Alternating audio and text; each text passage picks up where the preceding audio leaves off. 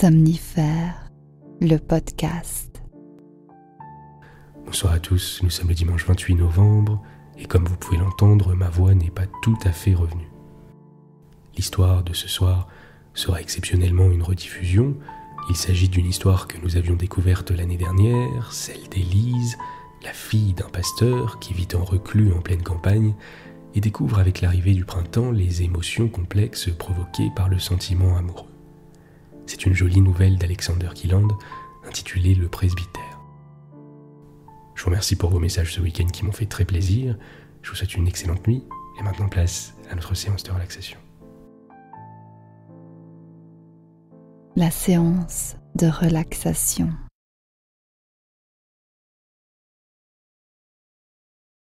Prenez une longue inspiration par le nez, lentement, calmement, et expirez par la bouche.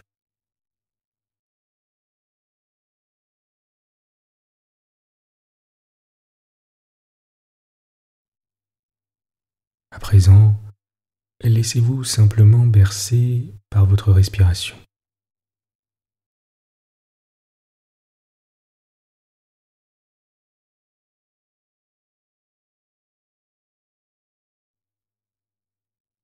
Sentez vos poumons et votre ventre se remplir d'air et les tensions s'évacuer à l'expire.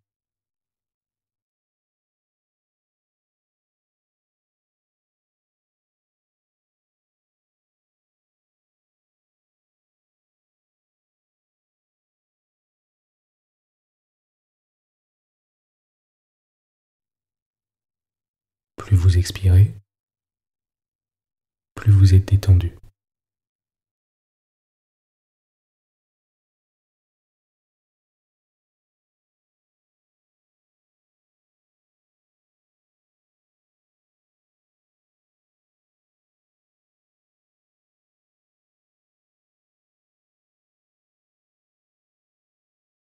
Sentez votre corps s'enfoncer un peu plus dans le matelas.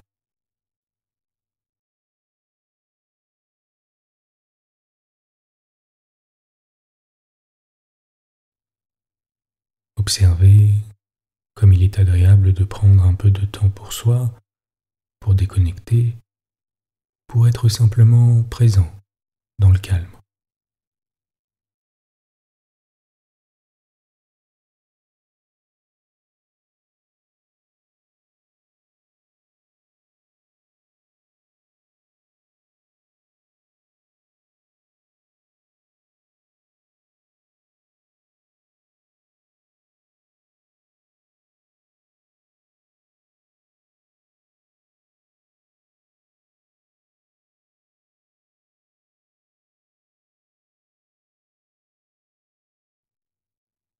Si vous le souhaitez, vous pouvez maintenant formuler une intention pour la journée de demain.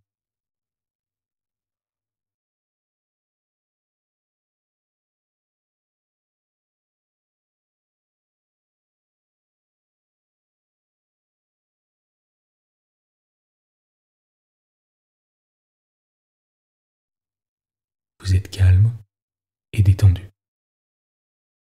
L'histoire du soir. C'était à croire que le printemps ne viendrait jamais. Pendant tout le mois d'avril, il y eut des gelées de nuit et le vent du nord souffla sans interruption. Cependant, le soleil étant très chaud au milieu du jour, les grosses mouches commencèrent à bourdonner, et l'alouette assura à haute voix que l'on était en plein été. Mais l'alouette est un être auquel on ne peut pas se fier. Oubliant au premier rayon du soleil qu'il avait gelé très fort dans la nuit, elle montait en chantant dans la lande jusqu'à ce qu'elle se rappelât qu'elle avait faim. Elle redescendait alors en tournoyant et venait s'abattre comme un caillou sur le sol. Le vanneau allait à petits pas, l'air songeur, plongeant de temps en temps la tête entre les touffes de bruyère. Il n'avait pas grande confiance dans l'alouette, lui.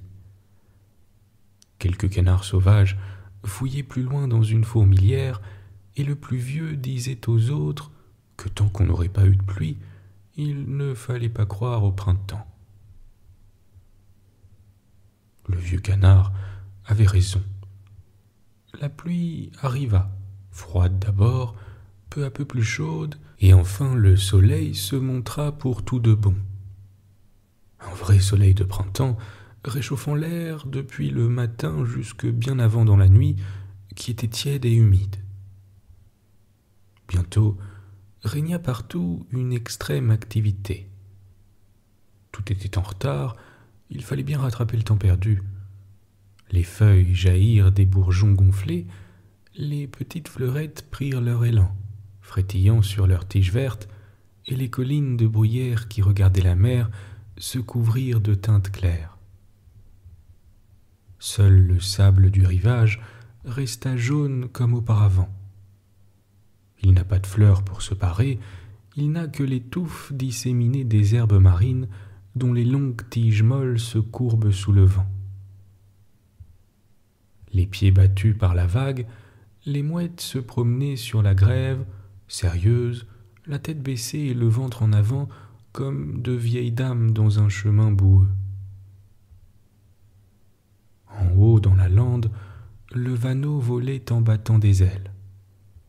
Le printemps était venu si soudainement sur lui qu'il n'avait pas eu le temps de trouver où faire son nid et avait déposé ses œufs au beau milieu d'un champ. L'endroit était mal choisi, il le savait bien, mais il n'y avait pas eu moyen de faire autrement.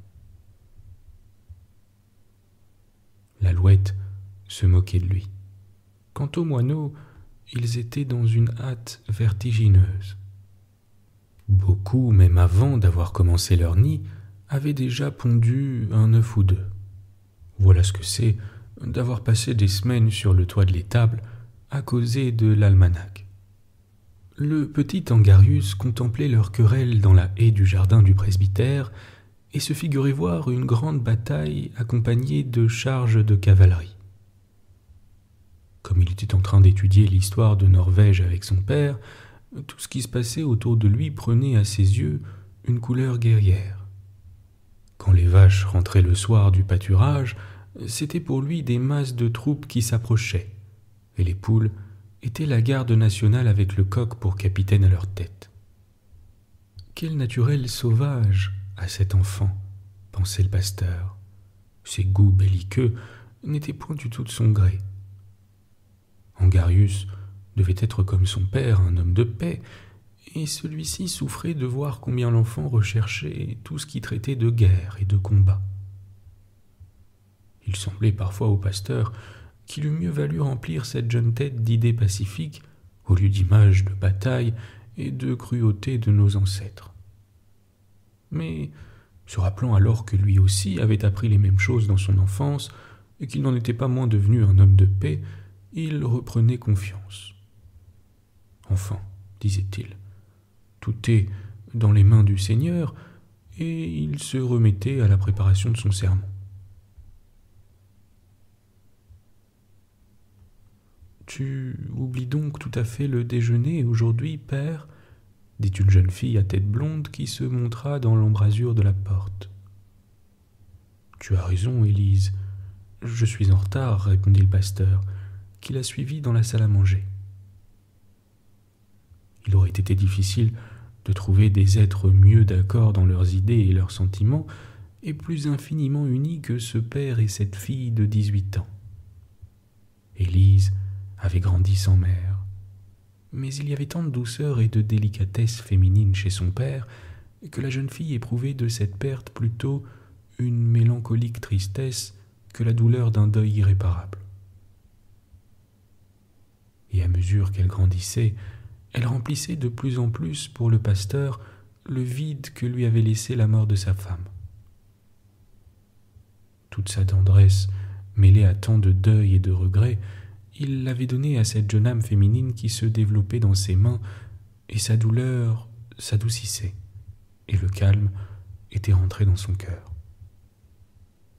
Aussi était-il presque une mère pour elle. À son point de vue tranquille et pur, il lui apprenait à connaître la vie. Et c'était la meilleure partie de sa tâche, de protéger cette jeune âme et de la défendre contre tout ce qu'il y a d'impur et de troublé dans le monde, qui le rend si difficile, si dangereux à traverser. Lorsque du haut de la colline qui dominait le presbytère, ils contemplaient ensemble la mer irritée, le pasteur disait à sa fille : « Vois, Élise, ainsi est la vie où s'agitent des enfants des hommes, que leur passion impure secoue ainsi que de fragiles esquifs pour recouvrir ensuite le rivage de leurs débris. Celui-là seul qui se fait un rempart d'un cœur pur peut braver l'orage, et les vagues impuissantes viennent se briser à ses pieds. » Élise se serrait alors contre son père. Elle se sentait si sûre auprès de lui. Il y avait tant de clarté dans ce qu'il disait que ses paroles brillaient devant elle comme une lumière, éclairant sa vie. Il avait une réponse à toutes ces questions. Rien n'était trop élevé pour lui, ni rien trop insignifiant. Ils échangeaient leurs pensées sans contrainte, presque comme frères et sœurs. Pourtant, il y avait entre eux un point obscur. Si sur tous les autres elle allait droit à son père, ici elle faisait un détour pour éviter quelque chose qu'elle craignait d'aborder. Elle connaissait la grande douleur du pasteur et savait quel bonheur il avait possédé et perdu.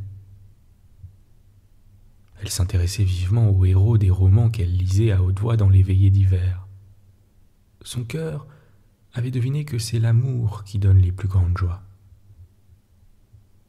Comme aussi, il cause les plus profondes douleurs. Mais en dehors de l'amour malheureux, il y avait encore quelque chose qu'elle ne pouvait pas comprendre. Il lui semblait parfois qu'à travers le ciel de l'amour passaient des ombres noires honteuses et avilissantes. L'amour, ce mot sacré, servait aussi à nommer la pire dégradation et la plus effroyable misère. Il s'était passé, chez des gens qu'elle avait connus, des choses auxquelles elle n'osait pas penser, et quand son père, en paroles soutenues mais sévères, parlait de la corruption des mœurs, elle restait longtemps gênée et sans oser le regarder. Il le remarquait et en était heureux de la voir si délicate et si pure, heureux d'avoir pu si bien protéger son innocence enfantine et garder son âme comme une perle brillante qu'aucune souillure ne pouvait ternir. Put-il longtemps la conserver ainsi? Tant qu'il serait là pour veiller sur elle, aucun danger ne l'approcherait. Et même, en s'en allant, il lui laisserait une armure protectrice pour la bataille de la vie, car le jour de la lutte viendrait certainement. Et jetant sur elle un regard dont elle ne pouvait comprendre le sens, il dit : « Enfin, tout est dans les mains du Seigneur. » « N'as-tu pas le temps de faire un tour, père ? » demanda la jeune fille quand le déjeuner fut fini. « Si, car cela me fera du bien. D'ailleurs, j'ai travaillé si assidûment à mon sermon qu'il est presque terminé. » Ils sortirent sur le seuil. De l'entrée principale du presbytère, on avait vue sur le village, et la grande route passait devant la grille, ce qui déplaisait fort au pasteur, qui aimait avant tout le calme et la tranquillité. « Voici des voitures !»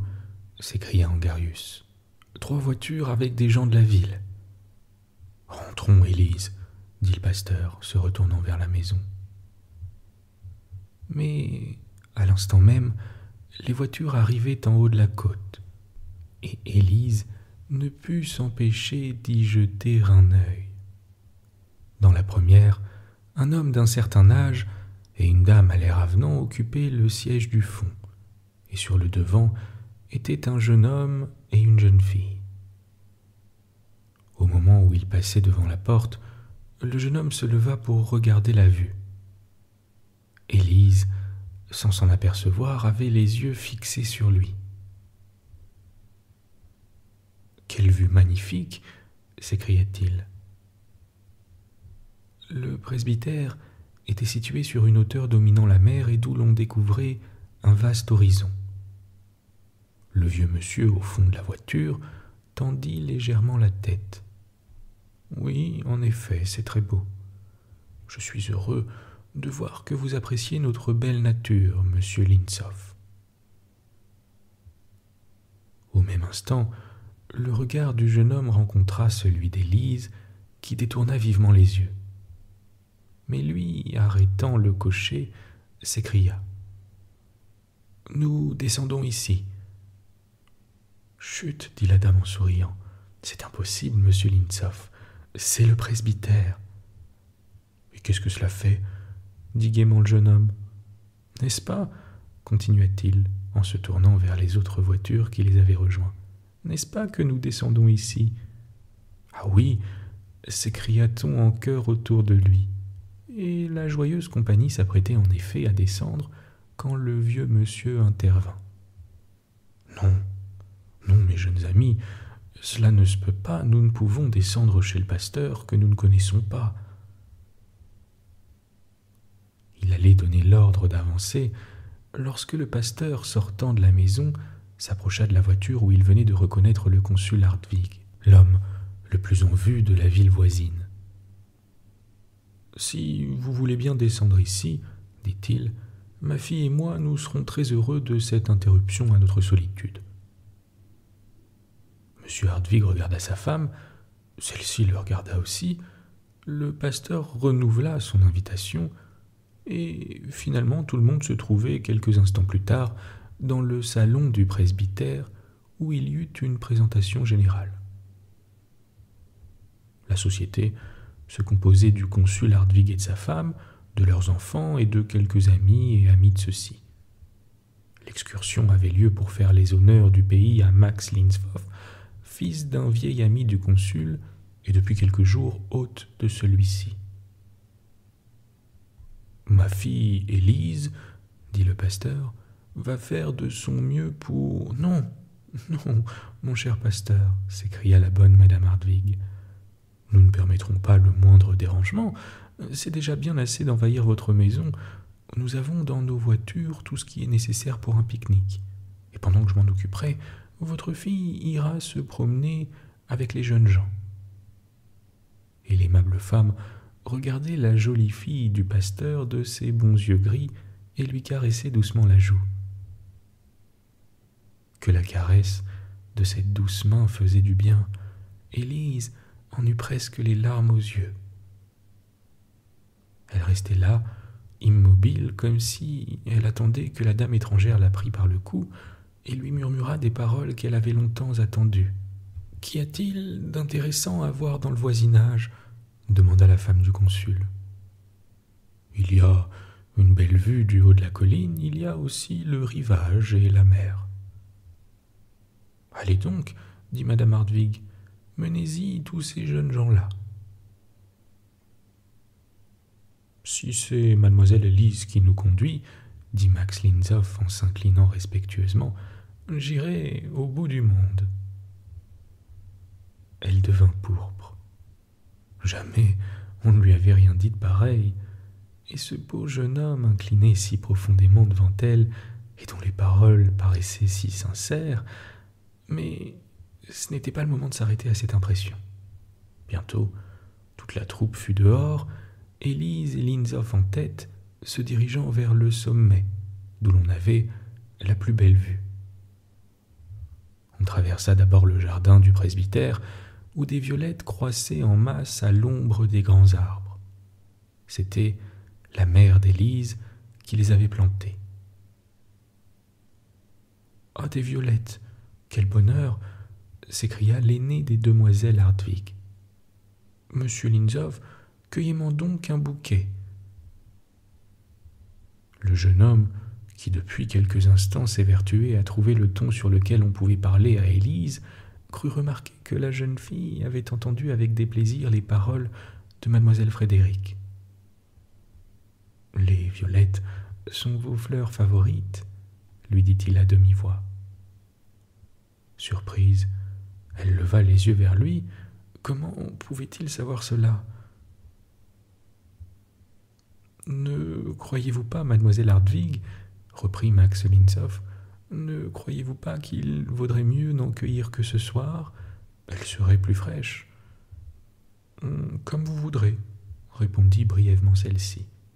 « Elle les oubliera, probablement d'ici là, » fit-il, paraissant se parler à lui-même.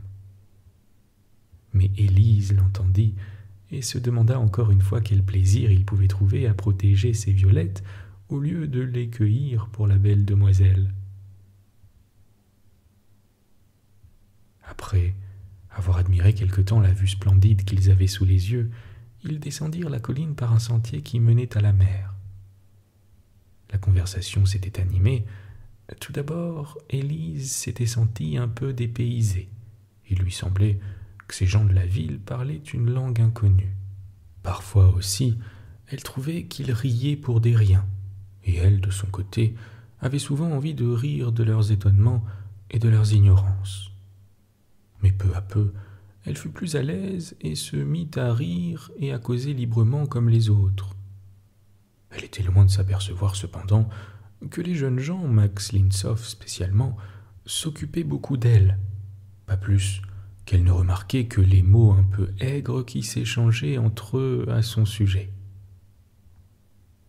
En quittant la plage, Élise, pour abréger la route, prit un sentier à travers les fondrières, sans réfléchir que les dames de la ville ne savaient pas sauter les fossés comme elle.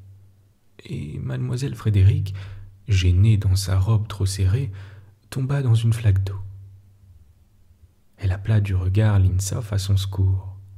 « Mais Henri !» cria Max au jeune fils Hartwig. « Aide donc ta sœur !» Mademoiselle Frédéric, sans mot dire, se releva toute seule et la troupe continua son chemin. Peu de temps après, ils étaient de retour au presbytère, où l'on se mit à table dans les meilleures dispositions du monde. Mais vers la fin du repas, quelqu'un ayant fait la remarque que pour une partie de campagne le menu n'était guère rustique, on réclama du lait caillé, et Élise se leva aussitôt pour aller en chercher à la laiterie. « Laissez-moi vous aider, mademoiselle » s'écria Max Linsoff, qui courut derrière elle. « Voilà un jeune homme bien serviable, » dit le pasteur. « N'est-ce pas ?» répondit le consul. « Et un vrai commerçant par-dessus le marché. Il a passé quelques années à l'étranger et maintenant il est associé aux affaires de son père. »« Peut-être est-il un peu léger, » dit doucement madame Hartwig. Max Linsoff avait suivi Élise à la laiterie. Au fond, cela ne plaisait que médiocrement à la jeune fille, mais il riait et plaisantait si agréablement qu'elle ne pouvait s'empêcher de rire aussi. Choisissant du regard un pot de lait sur un des rayons, elle leva les bras pour le prendre. « Non, non, mademoiselle !» s'écria Max. « C'est trop haut pour vous, laissez-moi le descendre. » En disant ces mots, il posa sa main sur celle de la jeune fille. Élise retira vivement la sienne. Elle avait rougi et se sentait près de pleurer. Alors, d'une voix lente et grave, il lui dit sans la regarder. « Je vous demande pardon, mademoiselle. Ma manière d'être, je le sens, est bien trop libre et trop légère pour une femme comme vous. Mais j'aurais trop de chagrin si vous gardiez l'impression que je suis aussi frivole que j'en ai l'air. Souvent, vous le savez, il faut feindre la gaieté pour cacher ses souffrances. Il y a des gens qui rient pour ne pas pleurer. » À ces derniers mots, il la regarda et il y avait quelque chose de si douloureux, de si respectueux à la fois dans ce regard, qu'elle eut comme un remords d'avoir été trop dure pour lui. Elle était bien habituée à descendre les terrines de lait de leurs rayons, mais cette fois, baissant les bras, elle dit « Oui, en effet, c'est un peu trop haut pour moi. » Un léger sourire passa sur les lèvres du jeune homme qui prit la terrine et l'emporta avec précaution. Élise le précédait, lui ouvrant les portes. Lorsqu'ils arrivèrent à celle de la salle à manger, il s'arrêta en la regardant d'un air triste. « Il faut que je me recueille un moment, dit-il, pour reprendre mon air joyeux, afin que personne ne soupçonne rien. » L'instant d'après, Élise, restée en arrière, entendait ces plaisanteries et les rires qui les accueillaient. Pauvre jeune homme, combien était-elle émue de le savoir si malheureux, et combien était-il étonnant aussi qu'elle fût la seule à qui il avait confié son chagrin. Mais quelle pouvait être cette douleur secrète? Avait-il lui aussi perdu sa mère, ou bien était-ce quelque peine plus lourde encore? Combien elle aurait voulu pouvoir le consoler. Quand Élise rentra dans la salle à manger, il était de nouveau le plus gai de tous. Une seule fois, en la regardant, il reprit cet air mélancolique et confidentiel qui la touchait au cœur. Enfin, l'heure du départ arriva. Au milieu des derniers après, Élise se glissa inaperçue dans le jardin. Elle voulait cueillir un bouquet de ces violettes pour la bonne madame Hartwig. « Mais, s'écria mademoiselle Frédéric, « mais mes violettes, monsieur Linzov, où sont-elles » Le jeune homme qui se demandait où était passée Élise eut soudain un trait de lumière. « Madame Hartwig, permettez-moi de m'éloigner un moment, je vais chercher un bouquet pour mademoiselle Frédéric. » Élise entendit des pas pressés qui s'approchaient. Elle eut le pressentiment que ce ne pouvait être que lui. « Ah, je vous trouve ici, mademoiselle. Je suis venue pour cueillir des violettes. » Elle se détourna légèrement sans répondre et se mit machinalement à en cueillir. « Voulez-vous m'en faire un bouquet » demanda-t-il timidement. « N'est-ce pas pour mademoiselle Frédéric » dit-elle. « Oh non, faites-le pour moi » supplia-t-il en se mettant à genoux devant elle. Sa voix était si douce, on eût dit celle d'un enfant qui implore. Elle lui tendit les violettes sans le regarder. Mais lui, se relevant vivement, la prit à la taille et la pressa contre lui. Elle ne fit pas de résistance et ferma les yeux. Alors, elle sentit ses baisers sur les yeux, sur les lèvres, en même temps qu'il murmurait son nom mêlé à des paroles ardentes. On appela de la maison. La lâchant brusquement, il s'éloigna en courant. Les chevaux piaffaient, le jeune homme sauta en voiture, mais dans sa précipitation, il laissa tomber son bouquet. Une seule violette lui resta dans la main. « Je ne puis cependant pas vous l'offrir, » dit-il à mademoiselle Frédéric. « Non, grand merci, » répondit celle-ci. « Gardez-la en souvenir de votre extrême adresse. » « En effet, vous avez raison, je la garde, » répondit Max Linzov avec le plus grand calme. Le lendemain, il retrouva à sa boutonnière cette violette fanée, coupant la tête d'un coup d'ongle et retirant la tige en dessous. « Tiens, » fit-il, en se regardant au miroir avec un sourire, « celle-là, je l'avais presque oubliée. » Il quitta le pays dans l'après-midi et l'oublia tout à fait. L'été arriva, amenant les longs jours chauds et les belles nuits claires. Sur la mer tranquille, la fumée des bateaux à vapeur restait longtemps suspendue, immobile, et les navires à voile passaient lentement, mettant presque un jour entier à disparaître de l'horizon. Il se passa quelque temps avant que le pasteur remarquât le changement qui s'était fait en sa fille. Cependant, il finit par s'apercevoir qu'Élise n'était plus la même. Elle avait pâli, se tenait beaucoup renfermée dans sa chambre et ne venait presque plus dans le cabinet de son père. Il comprit enfin qu'elle l'évitait. Alors, il lui parla gravement, la suppliant de lui dire si elle était malade ou bien si elle avait des scrupules qui lui ôtaient sa joie et sa tranquillité. Elle se mit à pleurer sans répondre. Pourtant, à partir de ce moment, elle rechercha moins la solitude et se tint plus souvent auprès de son père. Mais sa voix avait perdu son timbre joyeux et ses yeux restaient sans éclat. Le pasteur, alarmé, fit appeler le médecin. « Dites-moi, cher pasteur, » dit le vieux docteur après avoir examiné Élise, « votre fille n'aurait-elle pas eu quelque vive émotion, quelque peine secrète, quelque chagrin d'amour, pour dire le mot ?» Peu s'en fallut que le pasteur ne se sentît froissé. Supposez que sa fille, son Élise, dont le cœur lui était comme un livre ouvert, pût lui avoir caché un chagrin de cette nature, qu'elle pût avoir un chagrin de cette nature avec l'éducation qu'il lui avait donnée, être de ces jeunes filles dont la tête est remplie de rêves romanesques. D'ailleurs, elle ne l'avait pas quitté, comment aurait-il été possible ? Non, non, cher docteur, le diagnostic vous fait vraiment peu d'honneur, conclut le pasteur avec son tranquille sourire.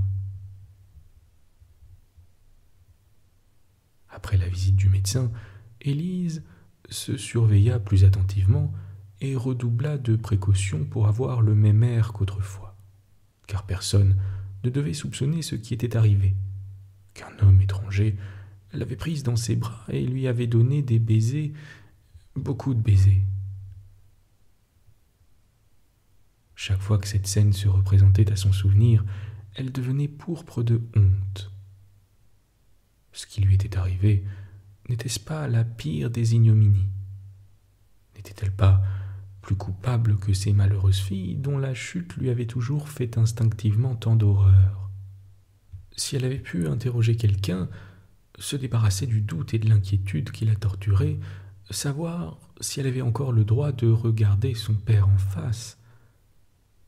Le pasteur continuait à lui demander de lui confier ce qui l'oppressait, mais quand elle regardait dans ses yeux clairs, dans son pur et lumineux visage, il lui était impossible d'aborder ce point honteux, épouvantable. Et elle ne pouvait que pleurer. Parfois aussi, elle pensait à la douce main de la bonne Madame Hartwig, mais celle-ci était étrangère et éloignée. Il fallait donc lutter seul et en silence. Et lui qui marchait dans la vie, le visage si joyeux et l'âme si triste, qui sait si elle le reverrait jamais ? Et où se cacherait-elle si elle allait le rencontrer ? Il était mêlé à tous ses doutes et à toute sa douleur, mais sans amertume ni rancune. Tout ce qu'elle souffrait l'attachait à lui davantage et il ne sortait jamais de sa pensée. Son souvenir l'accompagnait dans toutes ses occupations. 1000 endroits dans la maison, dans le jardin, avaient gardé sa trace. Elle le rencontrait à la porte, c'est là qu'il lui avait parlé pour la première fois. Elle n'était pas retournée au parterre de violettes, c'est là qu'il l'avait prise dans ses bras et qu'elle avait reçu ses baisers. Si le printemps avait été tardif, l'automne arriva de bonne heure. Un soir de la fin de l'été, il commença à pleuvoir, le lendemain il plut encore, enfin la pluie tomba sans interruption, les nuits devinrent plus fraîches et le froid se fit sentir. Sur les buissons et les arbres, les feuilles pendaient alourdies par la pluie, et quand la gelée les eut séchées, elles tombèrent en masse sur le sol au premier souffle du vent. Le fermier du presbytère, qui depuis longtemps avait rentré la récolte, se hâtait de battre avant que l'eau fût gelée, et le petit ruisseau de la vallée roulait une écume brune comme de l'écume de café. Se glissant entre les angles des bâtiments de la ferme, le vent soulevait la paille dans la cour. C'était déjà le vent d'automne, mais jeune, essayant ses forces. Plus tard dans l'hiver, quand ses poumons sont développés, c'est avec les tuiles des toits et les tuyaux des cheminées qu'il joue. Un moineau perché sur la niche des chiens, la tête enfoncée dans ses plumes, clignait des yeux, feignant de ne rien voir. Mais il avait parfaitement remarqué où l'on mettait le grain. Il était devenu raisonnable depuis le printemps. Il pensait à sa femme et à ses enfants et songeait qu'il serait bon de savoir où prendre pendant l'hiver. Le petit Angarus, tout réjoui, se préparait aux expéditions dans la neige. Déjà, il alignait des soldats de plomb et des canons sur les ruisseaux à moitié gelés, où la glace cédant peu à peu, toute l'armée disparaissait dans le fossé. Alors, c'étaient des hurrahs sans fin. « Que fais-tu donc ?» lui demanda le pasteur qui passait. « Je joue à la bataille d'Austerlitz », répondit Angarus rayonnant. Le pasteur poussa un soupir. Il ne comprenait pas ses enfants. En bas, dans le jardin, Élise était assise sur un banc au soleil. Elle regardait la lande encore couverte de ses fleurs d'un violet sombre et les champs teints des couleurs pâlies de l'automne. Les vanneaux se réunissaient en silence, se préparant au voyage, et les oiseaux de mer se rassemblaient pour partir ensemble. L'alouette même avait perdu courage et cherchait des compagnons de route. Seule la mouette, le ventre en avant, continuait à marcher tranquillement sur la plage. Elle ne s'en allait pas. Tout était si calme, l'air si amollissant et brumeux, couleurs et bruits disparaissaient au contact de l'hiver. Cela faisait du bien à Élise. Elle était si fatiguée que le long et morne hiver lui conviendrait. Le printemps, au contraire, lui faisait peur. Car au printemps, tout ce que l'hiver avait endormi se réveillerait. Les oiseaux reviendraient chanter les vieux chants avec des voix nouvelles, et là-bas, au pied de la colline, les violettes de sa mère refleuriraient, là où il l'avait prise dans ses bras et lui avait donné des baisers, beaucoup de baisers. Bonne nuit. Bonne nuit.